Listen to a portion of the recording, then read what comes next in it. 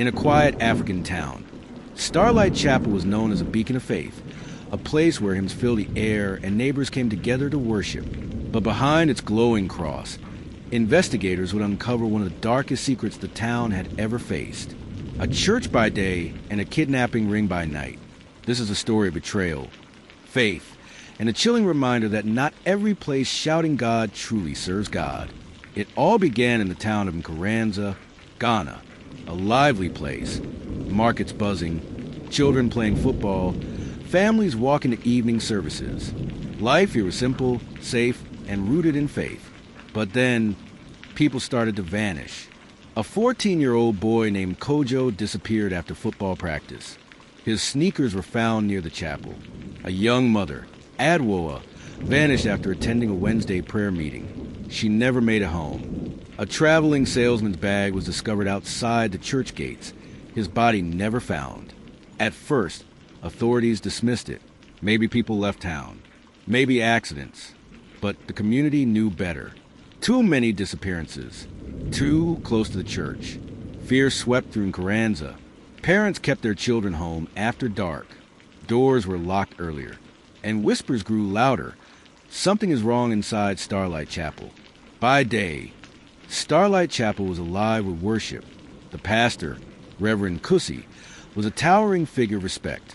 His sermons drew hundreds. He spoke of heaven's salvation and God's power.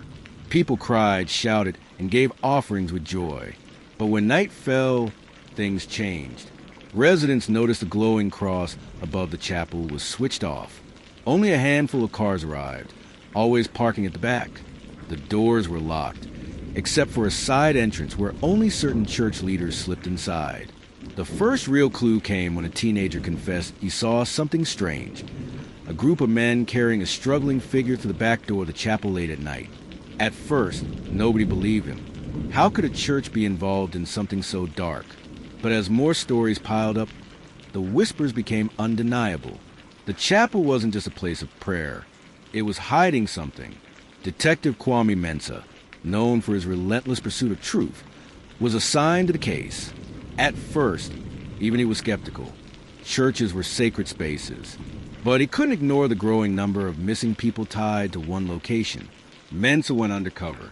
He attended Sunday services. Sitting quietly at the back, he studied the pastor. Reverend Kusi was magnetic. His voice thundered with passion. His presence demanded respect. He spoke of angels, demons, and God's love. To most, he was untouchable. But Mensah noticed small things others ignored. The pastor's closest associates never mingled with ordinary members. Church funds seemed unusually high, yet much of the money disappeared without trace. A heavy, padlocked door near the pulpit remained shut at all times. One evening, Mensah followed two deacons as they left through the side entrance. Instead of going home, they unlocked a hidden door that led beneath the chapel. Mensah waited until dawn, then returned with a search team. What they found shocked even the most hardened officers. A secret underground chamber, dark, damp, lined with ropes and chains. Bags, shoes, and personal belongings from missing townsfolk were piled in corners. Journals with coded notes detailed deliveries and payments. The sanctuary people trusted was a prison. As evidence mounted, the motive became horrifyingly clear. The pastor and his inner circle were running a kidnapping and trafficking network.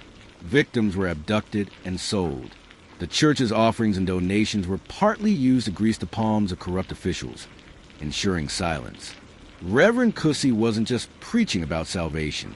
He was building a fortune on fear and betrayal, hiding his crimes behind the holy veil of religion. For the townspeople, the betrayal cut deepest. This was the man who had blessed their children, prayed at their weddings, and buried their dead. And all the while, he was orchestrating horror beneath their feet.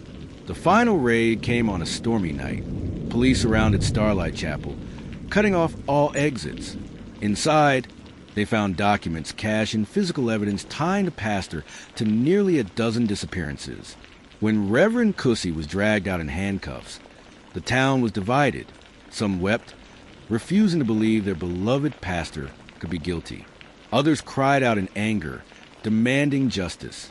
For the families of the missing, The truth was both devastating and relieving.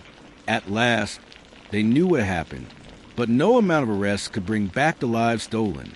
In court, Cussy tried to defend himself with tears and scripture, but the evidence was overwhelming. His empire of lies collapsed, and Carranza would never be the same. Faith was shaken, trust was broken, and the once beloved Starlight Chapel became a grim reminder of betrayal. The case of Starlight Chapel reminds us of a chilling truth. Not every place shouting God truly serves God. Faith is sacred, but trust, once broken, can scar a community forever. Do not forget to click the subscribe button for more.